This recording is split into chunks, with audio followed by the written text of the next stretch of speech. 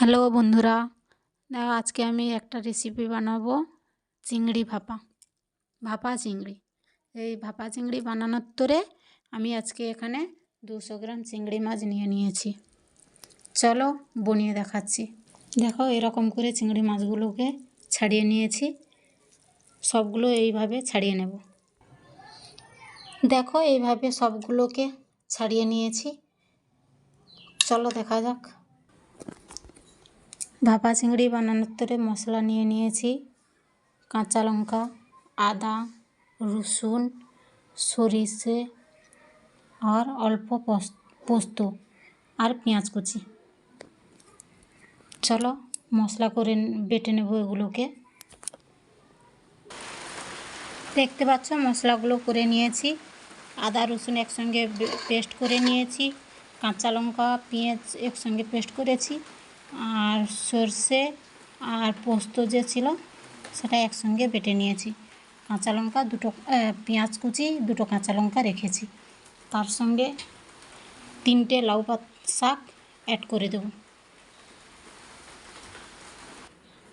আমি যে পোস্ত নিয়েছিলাম, পোস্ত অল্প চিংড়ি মাছের সঙ্গে মিক্সড করে দিয়েছি আর অল্প বেটে নিয়েছি, সেগুলো দেখো এবার অ্যাড করে নেব। লাউ পাতাগুলো এরকম করে কুচিয়ে নিয়েছি ভালো করে।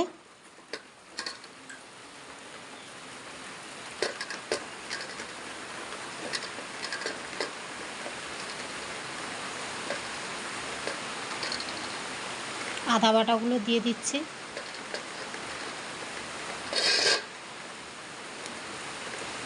কাঁচা লঙ্কা পেঁয়াজ বাটা,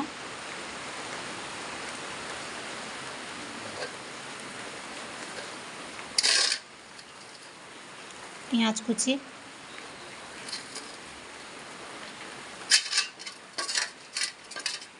বেটে রাখা সর্ষে বাটা,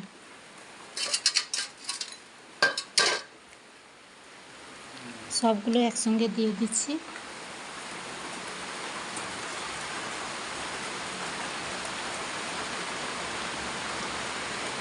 হলুদ,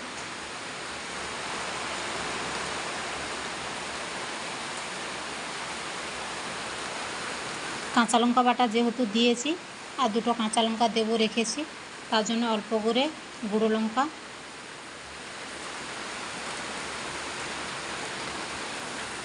আর স্বাদ মতন লবণ।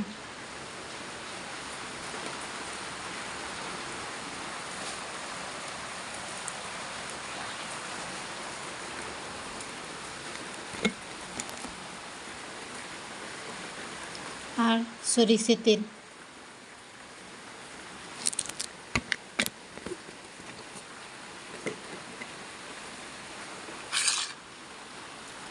দিয়ে সবগুলো একসঙ্গে এরকম করে মাখিয়ে নেব।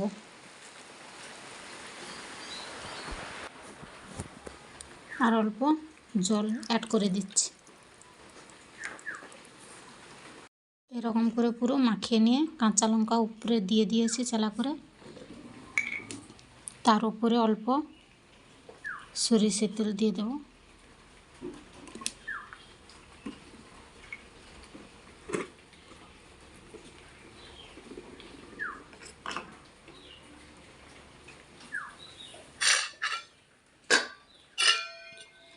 যেহেতু আমি ভাতে দিয়ে ভাপাবো, তাই এই টিফিন বক্সটা নিয়ে নিয়েছি।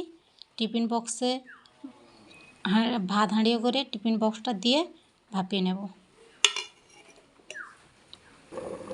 দেখতে পাচ্ছ বন্ধুরা, ভাত ফুটে গেছে।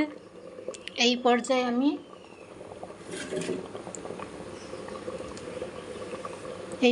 আমি টিফিন বক্সটা দিয়ে দেব।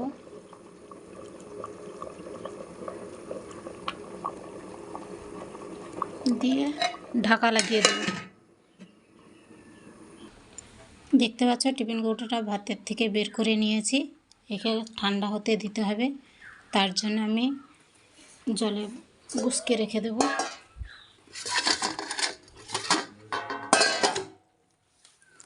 5 মিনিট মতন জলে গুসকে রেখে দিয়ে ঠান্ডা করে নেব। দেখো আমি ঠান্ডা করে খুলে নিয়েছি। দেখো কত লোভনীয় হয়েছে দেখতে, তাহলে খেতে কত সুন্দর সুস্বাদু হবে বলুন। আর যারা আমার চ্যানেলে নতুন তারা সাবস্ক্রাইবার এবং পাশে থাকা বেল আইকনটা বাজিয়ে দিন তাড়াতাড়ি নতুন নতুন এরকম রেসিপি দেখার জন্য।